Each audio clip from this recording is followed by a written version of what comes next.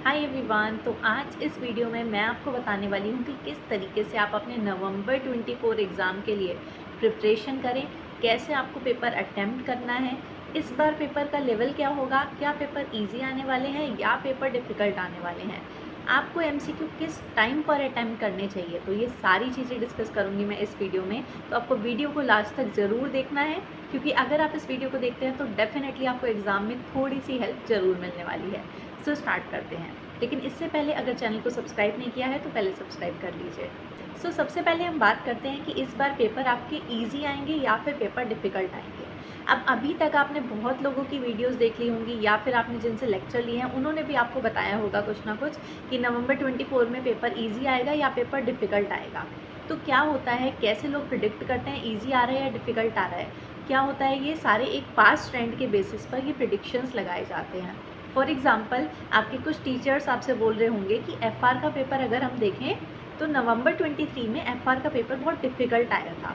Difficult नहीं, paper क्या था, बिल्कुल नया था, मतलब क्वेश्चंस बिल्कुल न्यू थे, वो क्वेश्चंस पहले नहीं आए थे, तो इसलिए वो पेपर हो गया था हमारा डिफ़िकल्ट। तो अब नवंबर 23 में पेपर डिफ़िकल्ट था, मई 24 में पेपर एवरेज था, बहुत ज़्यादा डिफ़िकल्ट भी नहीं था, ईजी भी नहीं था, मतलब ठीक ठाक था, आप ईजी भी कह सकते हो उसको। तो अब जो नवंबर 24 आ रहा है उसमें एफआर का पेपर बहुत डिफ़िकल्ट आएगा। ये अब तक आपने बहुत लोगों के मुंह से सुन लिया होगा और आप भी ये मान रहे होंगे कि एफआर का पेपर बहुत डिफ़िकल्ट आएगा। तो मैं आपको इतना बताना चाहती हूँ कि प्लीज़ किसी की भी प्रिडिक्शन के बेसिस पर अपनी प्रिपरेशन मत करिए। आप अपना पूरा 100% प्रिपेयर करिए। आप जैसा पहले कर रहे थे आप अभी भी वैसा करो। पूरी मेहनत आपको करनी है। कुछ पता नहीं है कि पेपर ईजी आएगा या डिफ़िकल्ट आएगा। ये जो प्रिडिक्शंस है ना, ये बिल्कुल शेयर मार्केट के जैसी हैं। जैसे शेयर मार्केट में लोग प्रिडिक्ट करते हैं ना पास्ट ट्रेंड के बेसिस पर कि अभी शेयर का प्राइस क्या होगा, तो ऐसी ही ये प्रिडिक्शंस है। लेकिन ये सच नहीं है कि आईसीएआई आपको उन प्रिडिक्शन के बेसिस पर ही क्वेश्चन पेपर दे देंगे। और अगर इजी कहा है किसी ने तो आपको इजी मिलेगा, और अगर किसी टीचर ने आपसे बोला है कि डिफ़िकल्ट आने वाला है तो वो डिफ़िकल्ट ही आएगा। कुछ भी ज़रूरी नहीं है। आपको क्या करना है, आपको पेपर का लेवल डिफ़िकल्ट ही मानना है और इसके बेसिस पर ही प्रिपरेशन करनी है। क्योंकि अगर आप डिफ़िकल्ट मानकर प्रिपरेशन कर रहे हो तो ईजी आएगा तो आप ईजीली उसको हैंडल कर सकते हो ना। तो इस तरीके से आपको क्या करना है, अपनी प्रिपरेशन करनी है। अब सेकंड हम बात करते हैं कि पेपर को हमें अटेम्प्ट कैसे करना है, मतलब कौन सा क्वेश्चन पहले करना है, कौन सा क्वेश्चन बाद में करना है।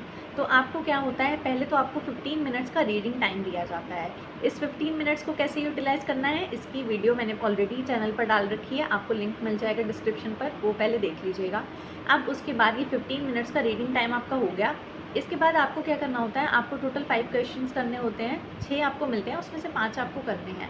अब इन 5 में से सबसे पहला कौन सा क्वेश्चन करें, तो जो आपको सबसे अच्छे से आता है आप वो करो। लेकिन कभी भी फर्स्ट क्वेश्चन पहले नंबर पर मत करना, चाहे वो आपको बहुत अच्छे से आता है आप फिर भी मत करना। मैं ऐसा क्यों बोल रही हूँ, क्योंकि फर्स्ट क्वेश्चन में ज़रूर 1 या 2 पॉइंट ऐसे होते हैं जो आपका पूरा क्वेश्चन ले डूबेंगे और आपका आधे से ज़्यादा टाइम भी चला जाएगा। मतलब जितना टाइम आपने सोच रखा था ना, इतने टाइम में आधे घंटे में मुझे ये क्वेश्चन करना है, तो आधे घंटे की जगह आपको 45 मिनट लग सकते हैं, 1 घंटा लग सकता है, और वो क्वेश्चन का आंसर आपको जल्दी नहीं मिलेगा। तो कितने भी अच्छे से फर्स्ट क्वेश्चन आता हो, आपको वो क्वेश्चन पहले नहीं करना है, आप पहले नंबर पर करिए। थर्ड, फोर्थ, फिफ्थ, इनमें से जो भी सबसे अच्छा आता हो उनमें से कोई एक क्वेश्चन पिक करो और वो क्वेश्चन सबसे पहले अटैम्प्ट करो। आप ट्राई करके देखना, आपको खुद समझ में आ जाएगा। हमेशा फर्स्ट नंबर का क्वेश्चन डिफ़िकल्ट दिया जाता है, जिससे अगर बच्चा वो पहले पढ़ रहा है तो उसका पहले ही दिमाग ख़राब हो जाए कि यार ये तो मुझे नहीं आ रहा, पूरा पेपर डिफ़िकल्ट है, मुझसे ये नहीं हो पाएगा। तो उस पहले वाले क्वेश्चन को कभी पढ़ो ही मत।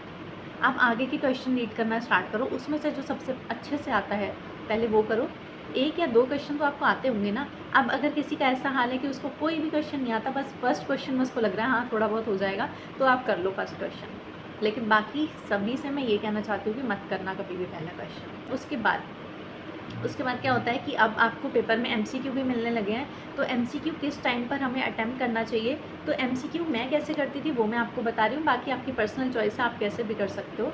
तो मैं क्या करती थी, पहले 3 क्वेश्चन जो मुझे बहुत अच्छे से आते हैं, मैं वो 3 क्वेश्चन अपने कंप्लीट करती थी 1.5 घंटे के अंदर। 1.5 घंटे के अंदर जब मेरे 3 क्वेश्चन हो गए तो मुझे पता चल जाता था कि इन 3 क्वेश्चन के बेसिस पर मैं पास तो हो जाऊँगी। तो अगर एमसीक्यू डिफ़िकल्ट भी आए ना तो मैं एमसीक्यू बाद में देखती हूँ, मेरा अभी दिमाग ख़राब नहीं होगा, मैं 3 क्वेश्चन अपने कर चुकी हूँ और उन 3 क्वेश्चन के बेसिस पर मुझे पता है कि मैं पास हो जाऊँगी। अब ये 3 क्वेश्चन करने के बाद मैं उठाती थी एमसीक्यू, और एमसीक्यू का मेरा डिसाइड था कि या तो मैं इसे आधा घंटा दूंगी या फिर 40 मिनट्स। अब आप एमसीक्यू करो, और एमसीक्यू करने के बाद अब जितना भी टाइम बच रहा है उस रिमेनिंग टाइम में आप अपने 2 क्वेश्चन जो आपके बचे हैं आप वो कर सकते हो। अब वो 2 क्वेश्चन भी ऐसे होंगे जो मुझे थोड़े से कम आते हैं। अगर आपको और भी 3 से ज़्यादा क्वेश्चन अच्छे से आते हैं तो आप पहले 4 क्वेश्चन अटैम्प्ट करो, देन आप उसके बाद एमसीक्यू कर सकते हो। तो इस तरीके से आपको करना होगा।